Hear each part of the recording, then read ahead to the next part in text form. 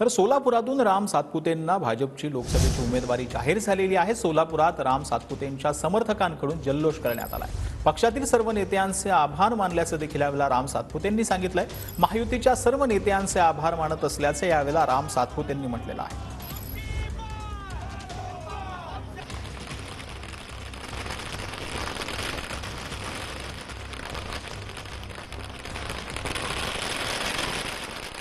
मी पार्टीच्या सर्व नेत्यांचे खूप खूप धन्यवाद व्यक्त करतो।